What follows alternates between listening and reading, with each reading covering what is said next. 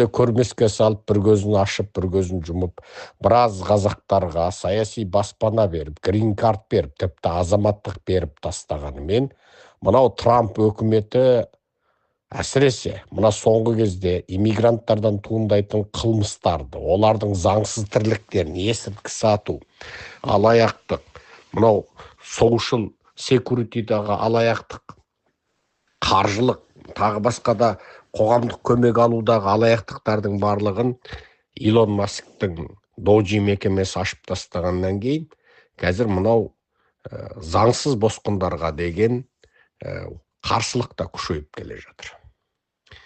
Енді әлгі шыны бар, өтірігі бар, саяси қудалау көрдім дейтін, құжат алған және алу үстіндегі немесе алып қойған қазақтар.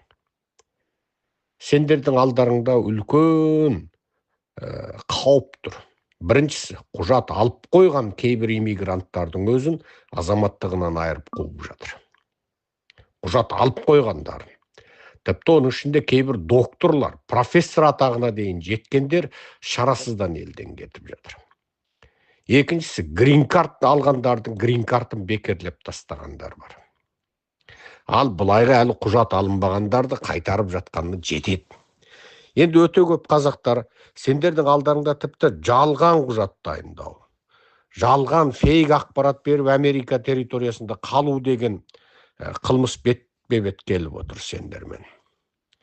Енді сендер өздеріңнің шынайы қудалау көргендеріңді, Қазақстан билігінен шынайы қысым көргендеріңді қайтып дәлелдейсіңдер қазақтар.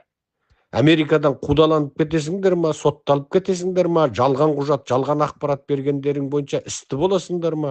Не істейсіңдер? Алдағы Трамптың кезіндегі 4 жылдарыңды қалай өткізесіңдер? Сендерде бір жаңағы бір үміткерлік өте жоғарыда, бір андай болып қалмас, мындай болып қалар, Құдай сақтасын, жаңағы деген сияқты. Оған келін кіремейді. Қазір бұлар үлкен елдерден бастап жатыр. Мына иммигранттар көп келген елдерден анықтап жатыр. Қидай сыпырып, мына орта шығыстан келгендерді, мынау әсіресе қылмыстық топтарға қатыстыларын қидай сыпырып жатыр. Ертең келеді. Ертең мына сәбет сасығандарға да кезек келеді. Қытай сасығандарға да кезек келеді. Сосын оларды да искеп көріп, сен шын қудалау көріпсің, сен өтірік екенсің, саған мына Америкадағы жайлы жақсы өмір ұнайды екен. Сен ешқандай ұлтың, мемлекетің үшін, немесе адамдық құқық үшін, демократия үшін күреспеген екенсің, бейшара. Кете ғой, қайта ғой деп шығарып салса, онда қуан. Неге? Оны сен жазаланбадың. Кем дегенде өтірік, фейк құжаттар тапсырғаның үшін жазаланған жоқсың. Ал тіпті кейбіреулері жаңағы Американың қоғамдық игілік қаражаттарынан игіліктенеді. Яғни көмек алады, баласына, өзіне тағы басқа көмек алады, тіпті үйінің жалақысын төлетіп отырғандар, өтіріктен қоғамдық пенсия алып отырғандар бар, жылу алып отырғандар бар. Енді қараңыздар. Енді сендер егер жеңіл-желпі байқап қойып қайтарып жіберсе, онда малақайларыңды аспанға атсаңдар болады. Ал егер жалған ақпарат пен жалған құжат дайындаумен іс қозғасаш, онда сотталып кетесіңдер. Ал мен бұны жай айтып қорқытып отырған жоқпын. Бұл ащы шындық. Ағылшын тілінде Google-ге кіріп, иммигранттарға қатысты Америкада болып жатқан оқиғаларда әрбір штаттардың базалық ақпараттарын тексеріп қарап отырыңдар. Тіпті бұрынғы демократтардың штаты, яғни көк штаттардың өзінде де қудалау көбейді. Ал енді републикандардың, яғни республикашылдардың қызыл штатының өзінде бұл тіптен жоғарғы деңгейде жүріп жатыр. Енді қазақтарға, шын ұлтшылдарға мен айтам, қазақ халқының басын үлкен қауіп төнді. Мен бұны ұлтын шын сүйетін, дүниеге қазақ болып келіп, қазақ болып өлемін дейтін қазақтарға айтам. Қазақ ұлтының басына үлкен қауіп төнді. Мынау ассамблея дейтін бір Назарбаев құрған сұрқия орган бар. Назарбаев осы ассамблея арқылы өзін елбасы атандырды. Осы ассамблея оны тіпті Нобель бейбітшілік сыйлығына ұсынды ма, бірдеңесі бар. Назарбаев осы ассамблея арқылы қайта-қайта фейк референдумдарын, өзінің мезгілсіз сайлауларын өткізеді. Қысқасы бұл Назарбаевтың қолындағы үрдесе үретін иті болды. Қап десе қабат жаңағы. Табан жала десе табанын жалайды ассамблея. Енді осы ассамблеяны Тоқаев пайдаланып, енді Ресейге Қазақстанды қоспақшы. Енді шын ұлтшылдар, сендер шын мәнінде ұлттарыңды сүйсеңдер, онда Америкада, Еуропада митингілер ұйымдастырыңдар. Халықаралық саяси салада, халықаралық үлкен ақпарат орталықтарында дабыл қағыңдар. Оқиға болу керек, назар аударылу керек. Не болып жатыр, не үшін биттіңдер деп журналистер сұрау керек, саясаткерлер сұрау керек. Тұтас қоғамдағы, өздерің тұрған штаттардағы саяси тұлғалармен байланысып, наразылық іс-шаралар өткізіп, медиаларда көтеріп, осының бәрін істеу керексіздер. Бұл ұлтшылдарға айтатыным. Ал жаңағы ауырдың астымен, жеңілдің үстімен жүргісі келетін, өтірік фейк ақпараттар беріп, Американың жайлы жақсы өмірінен игіліктенгісі келетін фейк ұлтшылдарға айтамын. Өздеріңнің қарақан бастарыңның қамдарың үшін болса да, енді фейктен болса да, өтіріктен болса да, Құдайдың разылығы үшін емес, немесе ұлтымыздың мүддесі үшін емес, ана өздеріңнің қарақан бастарыңның, арам ниеттеріңнің ертең әшкерленіп қалмау үшін болса да, кем дегенде мен мынандай күреске келіп едім міне деп дәлелдеулерің үшін болса да, ереуілге шығып, ұйымдастырып, мынау Қазақстанда Ресейге қоспақшы, өйтетін болса Ресей күшейіп кетеді, соғысқа қазақтарды жібереді, онда Украин даласында тіпті де өлім көбейеді деп дабыл қағыңдар.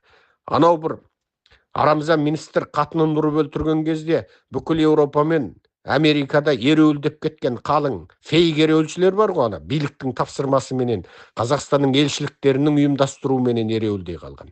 Енді сол шыбыштарға, шыбжыңбайларға айтыңдар, шыбжыңгүлдерге, енді шықсын ереуілге. Көрейік солардың шынында Қазақстандағы жағдайға көңіл бөлген бөлмеген.